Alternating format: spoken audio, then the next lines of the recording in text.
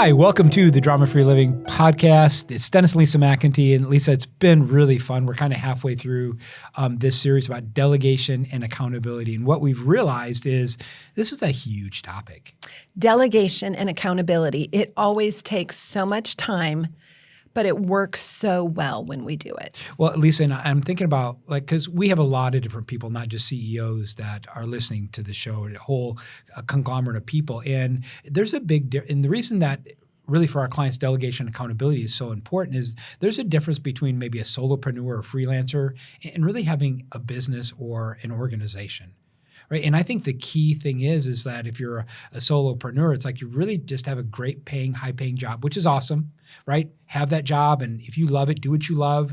But if you're not working it, it's not making, it's not producing. Right, because it's essentially an exchange of time for dollars. And so if you don't have your time that you're putting toward it, then you're not going to get the dollars. And that's just a great job. And that's okay. But I do think it's funny sometimes when I meet people and they talk about their business and then they tell me about it and I realize, well, gosh, I'm not really sure it's a business.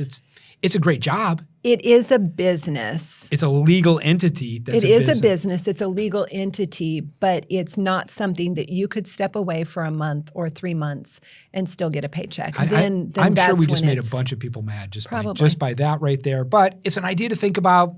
We'll let it land. But that's not you have made people mad before by saying that. I have, but it's so fun. It's so fun to look at their faces. I love it. Oh, dear. Right?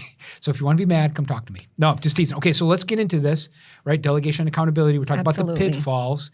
And the pitfalls we want to cover today are really failure to match, the job and the skills with the talent that you actually have. And then this whole idea of consistency. So, Lisa, why don't you just kind of jump in? You had some great things. Absolutely. On this. So first, I want to start with a quote from Donald Clifton. He knows some things about teams. He knows a few things about teams. And if you want to learn some things about teams, he's a great one to learn it from. He is. He said this amazing quote: "People are not well-rounded. People are sharp. Teams are well-rounded." So if you want a well-rounded team, if you want a team that's functioning really, really well, you need people that are all very, very sharp. They are very skilled in their area, and you put them all together and help them learn to work together, and you have a well-rounded team. But you cannot expect a person to be able to do it all because we just aren't created that way. Well, Lisa, the picture that I kind of had is think about a box of colored pencils, right? And we want every pencil to be really sharp, but I want my red to be red and my blue to be blue. Right. And to create this tapestry and this rainbow and a really colorful production, right, or a colorful work of art, it's I need all the colors working together, right? What would it look like if everything was just black, right? Or in my case, everything's green. Yeah, little known fact about Dennis. He is colorblind. That is. Don't tell anybody. It'd be our secret. Okay? So do Dennis a favor, and if his clothes are just maybe shouldn't be put together like that, oh man, just do him a favor and say, listen, Dennis, maybe you shouldn't wear those two things together. The world now knows. It's a real deal. Now it's just not my kids. The world actually knows. Other little known fact, and this is hilarious, is we've been married for 33 years, and we just discovered this 6-7 years ago. Yeah. I mean, he was able to. He didn't Fake know it. I didn't know it. And it. there was only there was only a couple different times. I mean, he had this pair of brown pants, and they were kind of this iridescent brown. And I mean, they were great pants. It was a really quality brand, and they actually cost a little bit of money. But I thought, that's really an ugly color of brown. I mean, they were iridescent brown, and you loved them. They were green. I kept telling you they were green. Those are green pants. Yeah, absolutely. And then the other clue, and I should have. This is when we were first dating. This is back decades ago. You had a white dress shirt. Yep. And the button had come off, and so you sewed the button on yourself. And I was so proud because I'd never sewn before. I was first semester it was in college. A really, really great job. The problem is the thread was light green. So the thread. But the shirt was green, so that's okay. No, the shirt was really white. The thread was light green, and I thought, well, that's really interesting. It's light green thread, but knowing that you'd never really sewn before or done anything like that, I was like, that's pretty cool. And I even said something. I says, "Oh, I think your thread is light green," and you were like, "Oh, huh?" And it didn't even click that, maybe I cannot see that color. Anyway, Okay, so along with that, you have to know your skills and you have to know your talents. Right. So and you do not want me to be a color coordinator. Do not ask Dennis Right? to It's not give my- you it's the my thread gift. that you need for your or match something up for you, because that is not his skill and talent. And when you don't match your skills with your talents, you are going to suffer in delegation and accountability. And honestly, things are just going to suffer. You're going to end up with brown iridescent pants and not even know it. And that's a deal. That's a big deal. Okay. So know your team strengths. know your team strengths, because it's truly like you're a conductor. Yeah. You have this organization and you have all of these different people and parts of your organization, and they're your musicians. Well, if you don't know your team's or your team's strengths and you don't know each individual strengths, it would be like a conductor that has musicians that don't know sheet music.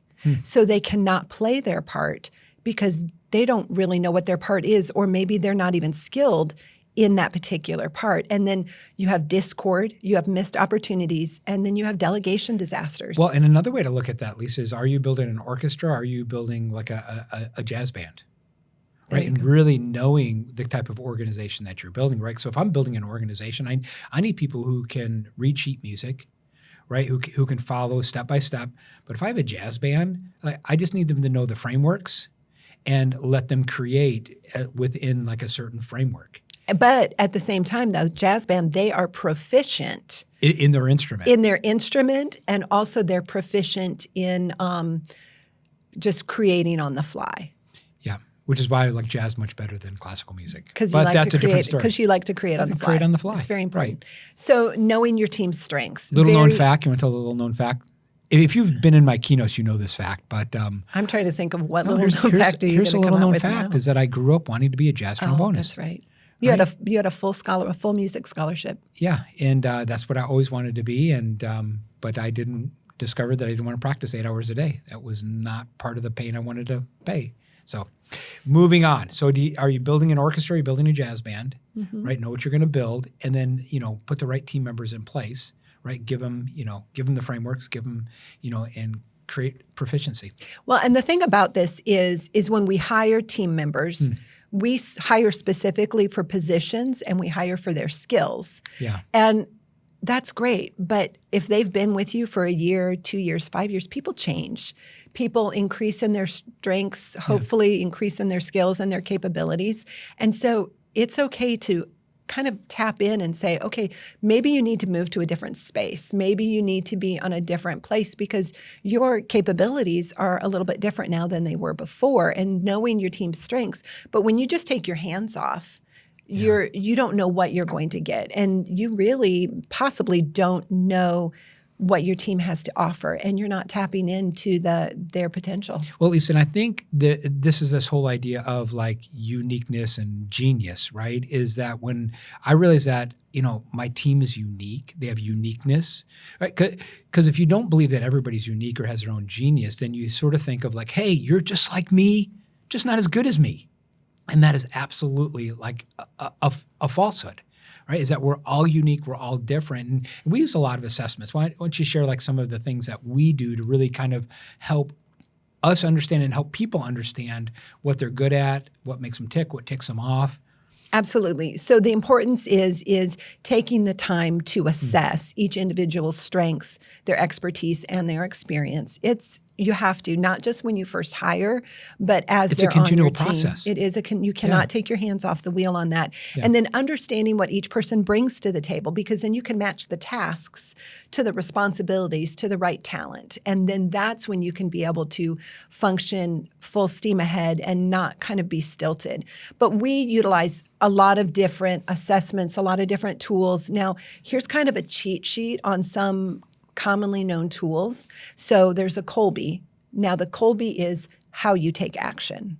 Right. The disc does multiple things, but one of the things that it does is it's why you take action. There's Clifton Strengths, and that is what you're motivated to take action on. There's Working Genius, and that's where and when you fit in the action in the project that you're working on. And so we have some clients, they're out in Scottsdale, and these guys are amazing. Yeah. And one thing that they do really, really well, they're also part of the strategic coach program that you're part of, Dennis. Yeah. And one thing they do really well is they utilize these different assessments these different tools to be able to discover each person on their team, what their skills are, what their talents are. But also, I know for me, it brings great self-awareness for me to know, okay, I really shouldn't play in trying to encourage people to go accomplish this task because my working genius, one of my frustrations is galvanizing. Do not ask me to galvanize and do not ask me to be the tenacity person that checks the box. I am the person that flies over here in the wonder and flies over here in the discernment. I'm the person that you want at the beginning of a project when we're first ideating and we're first creating something. You don't want me there. But the fascinating thing is along those lines is my disc. I'm a very high C. I'm a high C and I'm a high S. And along with that, I see all the details. But just because I see the details doesn't mean you want me checking the boxes, because that's not going to work. Because honestly, I'm going to quit on you. Yeah. I will just flat out quit. Yeah, and we want to give a shout out to this team, KDI Wealth, because Lisa, they have some of the most engaged people on their team. When I was there with them, I really thought, wow, these people are really bought in to the vision. But the reason they're so bought into that vision is because their leaders, their senior leaders, their CEO and COO, they're bought into that team. Right? They're bought into their people. And it's like when you buy into your people, it's easier for your team to buy into you. So it's a fantastic organization, and we'll give them a shout out. And that's one thing that we loved about Kevin and Carrie out there in Scottsdale is that they truly utilize all of these different assessments, and their team is great. And we got to spend some time with them just at dinner, just kind of kicking back. It was a team day, and they actually like each other. And part of that is because they're self-aware, but they're also team aware. Yeah. And that's amazing. So another part of that is part of matching skills with talent is investing in development. So it's investing in the team's growth, and it's encouraging your team members to grow their skills, to expand themselves, because the person that I am today is completely different than the person I was yesterday and the person that I'm becoming. There are soft skills and there are hard skills that I still need to develop. And part of being self-aware and team-aware is being able to think, okay, hey, I would really enjoy developing myself in this avenue, and I would be a huge asset to the team when I develop that. And then the team being able to encourage, and the leaders in the C-suite being able to encourage, hey, spend some time doing that. Well, listen, the effectiveness of our organization is really based on the effectiveness of our team. It has sort of gone beyond just you and I. And really, it's the same for CEOs, right? Is that the effectiveness of your organization, it really is based on the effectiveness of your team. And so being able to invest, and that's the way to look at it, okay? So if you look at investing in your team, because many times we think, oh, we're not going to spend money on training. It's like, hey, what if I spend money and I train them and they leave, right? They leave, right? Well, you know what's even worse? What if you don't invest in them and don't train them and they stay? I mean, how bad is that, right? They actually stay. And so it's and then you've got a worse problem. You've got a worse problem. And so the way to look at it is an investment. And so we always ask, okay, what's the return on that investment? Okay, so-and-so is going to go to this training. They're going to take this class. They're going to go through this, development program. What's the return that we need to see from that? And it all becomes about the return. And a little bit, money sort of just kind of becomes – it doesn't even matter, because if I get the return. It's the same with like the best roundtable participants that I have. This is the question is, okay, what's the return that you need to see on this investment that you're making for the next year? You're going to make this investment for the next year. What's the return? And putting the responsibility of the return back on the individual. I always want to be responsible for the return on my investments as much as I can. And that's really deciding, this is what I need to learn, this is what I need to get better at, this is how I need to improve. And that's part of a huge job as CEOs, is that we got to make investments in our team, because it's even worse if you don't invest and then they stay. How horrible is that? Absolutely. And along with that, matching the talent with the skills and just knowing your team would be promoting collaboration. Because as you're going through and you're doing some of these different assessments and you're understanding the skill sets, the hard skills and the soft skills of your team members, you may discover that you have a team that is missing a component. So say, for instance, talking about Working Genius. And that's a great we have point. one of our team members, we are certified in Working Genius. If you want to take the assessment and you want to learn more about we it, can help you there. We can help you there. It's fantastic. Love what Pat Lencioni is doing with that. But along with this, it is understanding, okay, I've got this team and they're my marketing team. But you know what? They really don't have anybody that can come up with creative ideas. And you're like, what? Wait, a marketing team that can't come up with creative ideas? Well, sometimes they are so great at galvanizing. Sometimes they're so great at moving the ball forward. At tenacity and enablement. At tenacity, at enablement, and checking the boxes and helping each other out. But in those meetings, sometimes you need to pull someone from another team that is just really great at wonder and invention. And they're really great at asking the questions and maybe tweaking things. And so encouraging cross-functional collaboration. And we do this a lot, Lisa. This is the project and who do we need in the meeting to start it off. We're going to kick it off. And then maybe a couple of those team members will leave, or I'll leave, right? I am not good in a project management meeting. Right. Once it goes past the idea and the galvanizing phase and it's been the checking in the boxes, like there's many project meetings that happen without you or I, or just happen with you. Right. I don't think there's any project meeting that happens with me. There is at the beginning. At the beginning, right? At the beginning. But really, you've got Yeah. 3 phases. You've got the make it up phase. Yep. You've got the make it real phase. Yeah. And then you've got the make it Reoccurring. reoccurring or make it functioning phase. Yeah. And so You don't want me in the make it functioning phase. and you don't want me in the make it functioning phase because honestly, it's never going to happen. It's just not going to happen. And the benefit of all of these different assessments is we know that. Now, if you want ideas, we're your people. Right. We got you. Right. Because we play over here in the make it up and even in the make it real. We can kind of wrap some things around it. But that's what we need our team for. So when we're in the middle of a project, if it's a meeting and it's a collaboration meeting, and we need someone in this meeting where we're at in the phases of a project, if we need some more ideas in the make it up phase, then we pull in members of our group of our organization that are on a different team. Maybe they're not specifically in the sales area, but they are great with ideas.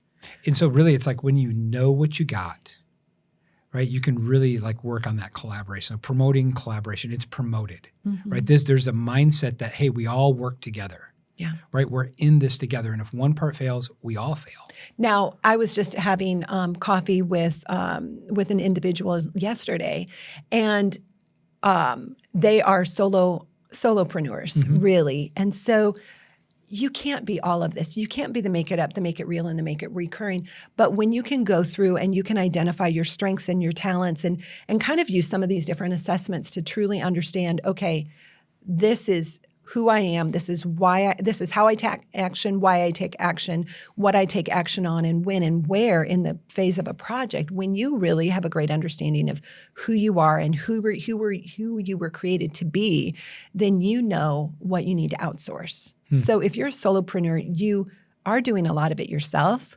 but you have to outsource, and you have to outsource on those areas that are going to stunt your project and stunt the process of your project. And it's the same way with leaders and the C-suite.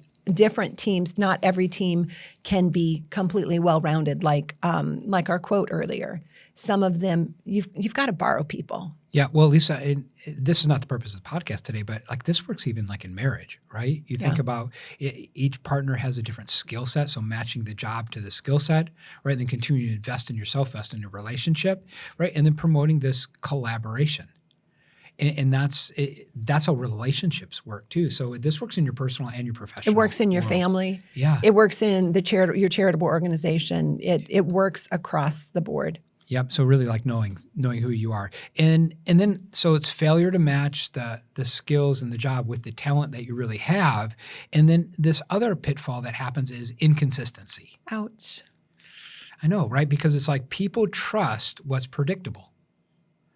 right? And so this consistency, it creates this predictability, almost this stable force, right? They can anticipate how tasks are delegated, right? My team anticipates, they already know some of my weaknesses, so they ask the questions on the front end.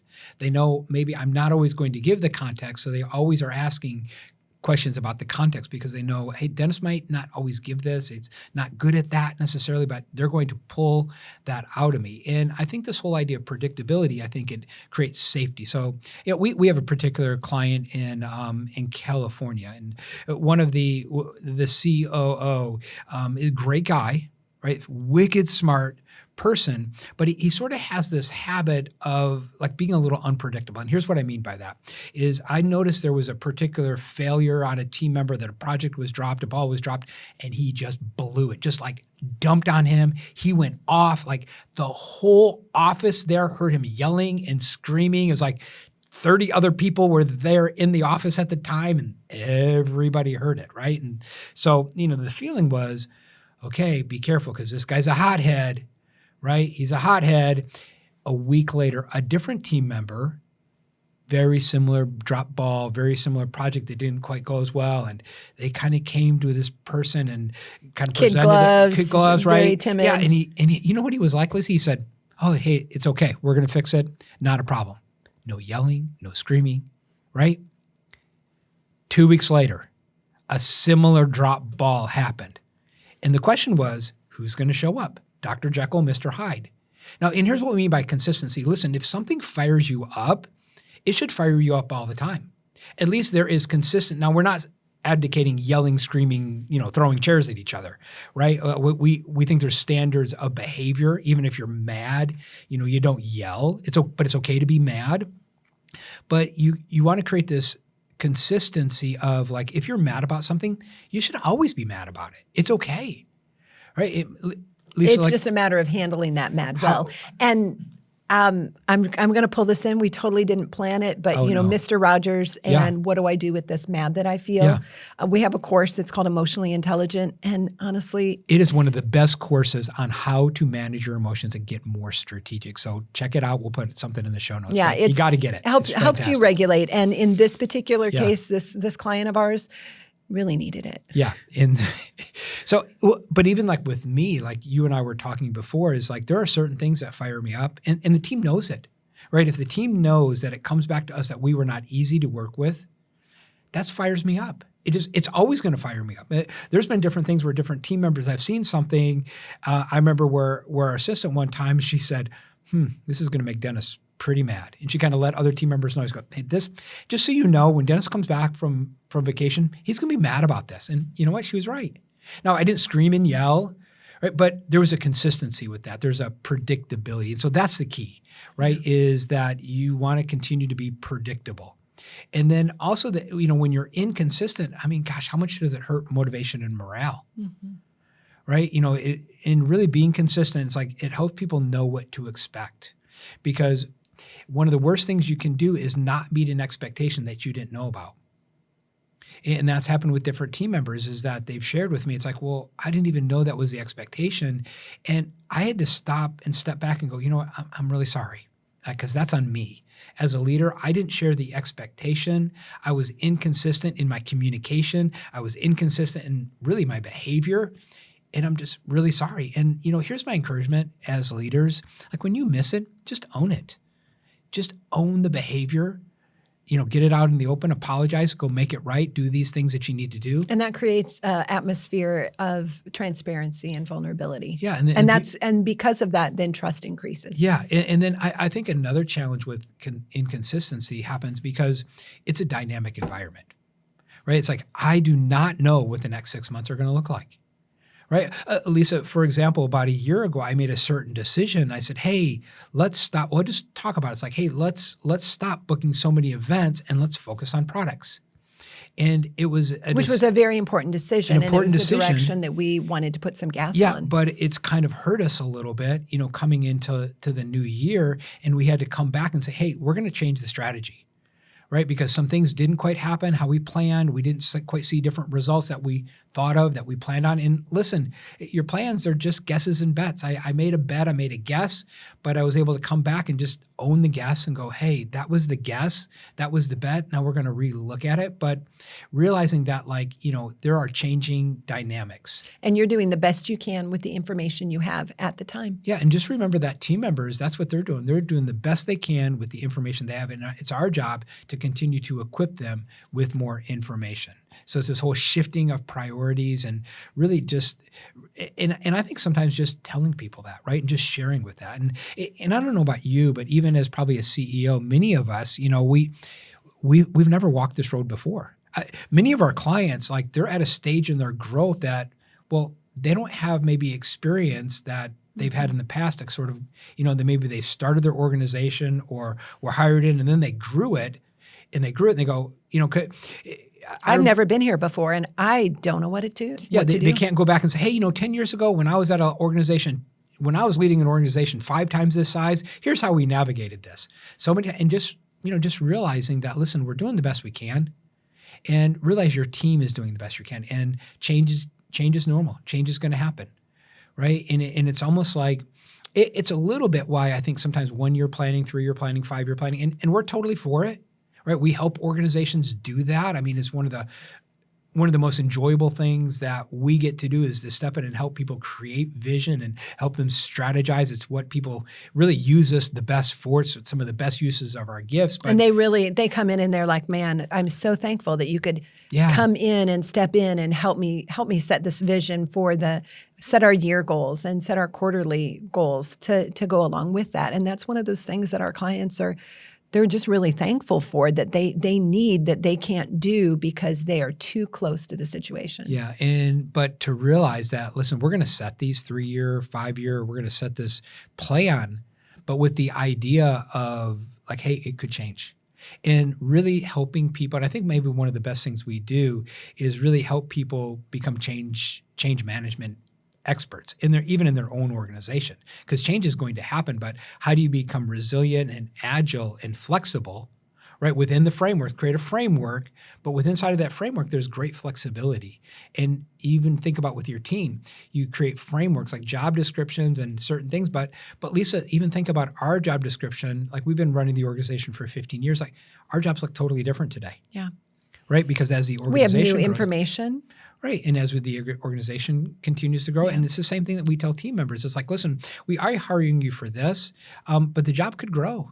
And you get a choice maybe to step into a new realm. I mean, you'll probably, this job will always probably be there, but as we continue to grow, more opportunities, and you allow people to step into that and sort of allow them to be flexible in the change. And these are continual conversations. And one thing that our team appreciates, and we do this very intentionally, is we hire a team member and they have a certain job description. They have certain things that are on their plate and their responsibility. And, when we go back through and we kind of do check-ins and we do evaluations, we're always asking, okay, so of these things that you're doing, what is it that you really love? And what is it that, kind of, is it just a frustration for you? And let's see what we can do to peel those things off of you and give them to somebody that they would really find a lot of joy and a lot of pleasure from doing those things, because nobody wants to be in a job that you're stuck doing things that you hate. But being able to dynamically move and change with what's going on with your organization, but also with the growth of your people and your individuals. Because how many times do you step into a situation thinking, oh man, I'm going to totally love this. And when it comes down to it and you're in the day-to-day, you discover, this kind of sucks and I don't really like it. And if I could only change it in this manner, if I could only peel this piece off or do a little bit less, or maybe have a little bit of help here, that would take a lot of stress off of me. And so being able to work dynamically with the individuals that are in your organization, so we all can just kind of live a happy, fulfilled life. Yeah, well, and it's this whole idea of self-motivated, right? So I think one of the most enjoyable things that our clients find really helpful is this idea of how do we create a self-motivated team? And we're on this journey too. And it's part of what we do is like, hey, what motivates you? What demotivates you? What energizes you? What de-energizes you? And and even as like the CEO, it's like, well, you go first as CEO. It's like you frame an organization where you're just self-motivated. Because think about it. If a task motivates me, then I don't have to motivate you. Right? I'm just thinking about, my calendar, right? Mary Grace on our team, she likes my calendar. right? It just got that task actually motivates her. So I don't have to say, hey, we got to talk about calendar, right? How many times is she's always like, hey, like, we need to talk about we calendar. need to talk calendar, we need a meeting right? on We the need calendar. a meeting. I'm like, Mary Grace, I'll get to it. She goes, no, we need a meeting. We're behind on this, and we Right. need to Well, set it it up. just happened yesterday. I had put her off on scheduling into the fall with some of the workshops, and she said, we have to do this. I'm like, oh, okay, fine. But And thankfully, she puts her foot down and holds us to the fire, holds you to the fire, your Yeah. feet to the fire, because it really does need to happen for us to be able to work in a good flow of business and a flow of consistency. We have to have that done. And if we keep putting it off, which is something that we would do, oh yeah, we're great at putting things off. then it's not going to work very well. And then it's going to stop being important, and then it's going to become urgent. And then it's going to be a fire you have to put out. And so being able to have other team members that are good at what they do and kind of hold your feet and being dynamic and flexible with that. And really, they're motivated about the task, right? That's one thing that I don't have to motivate her. She's just self-motivated. So when you think about your team, and it looks different for all organizations, but how do you create more of a self-motivated team? Like, what are the things over the next couple of weeks that you need to do that would create more of a self-motivated team? And just kind of look at your team, look at your different team members, and sort of rate them. How motivated, self-motivated are they? And then what can you do to help them become self-motivated? Not to motivate them, but what can you do to help them become more self-motivated? For them to just be excited with what they do. Yeah, at least I think that's my big takeaway is this whole idea of self-motivation and how do you create a self-motivated team? And I know it's one of the things that our clients love about what we do and what they love about working with us is we continue to come in and just refine what that looks like for them and how to create systems and processes so that happens automatically. In fact, let's go do it today. Let's go do it. That sounds like Yeah, fun. it does. Okay, Lisa, for you, big takeaway. So for me, I am a huge proponent of self-awareness and awareness of others, of understanding other people and their strengths and their gifts and where they really function well. Yeah. And also for me, my strengths, my gifts, and where I function well. So we can put each person in kind of the right part, the right fit. It's your organization is a puzzle, and being able to put each puzzle piece in the right place, because then once you've got that puzzle done, it's absolutely gorgeous. But if you've got these random pieces trying to fit in other places, it just hurts to be stuck in a spot that you really just that you don't fit there, and it's very painful. And so some of these different assessments and these tools, they're there for our benefit. And if you haven't done them, go do them. Utilize them with your team. It takes time. That's our statement at the beginning. It always takes so much time, but it works so well every time I do it. Yeah. Thank you, Rick. Yeah. Thank you, Rick from Mocow. Shout out to Rick, Richard Linsday and great landscaping company there in the DC area. So listen, if you have not downloaded the Focus Leader 5-Day Challenge, it's dramafreeresults.com. We're going to put it in the show notes, but go to dramafreeresults.com and to sign up for it. It's 5 days, 5 quick videos on how to really reduce your stress and increase your accountability and delegation skills. 5 quick strategies, things we don't even get to on the podcast, but we wanted to give that to you. It's totally free, does not cost anything, and it'll come into your inbox every day for 5 days, and it's just a super quick video, like 30 seconds? 30 seconds. And then just like, hey, today, just do this. Right. So super simple. Right. Something to do for each day, and you're going to increase your leadership and really become a better CEO. So, Lisa, this has been fun, and we'll see everybody next time on the Drama Free Living Podcast.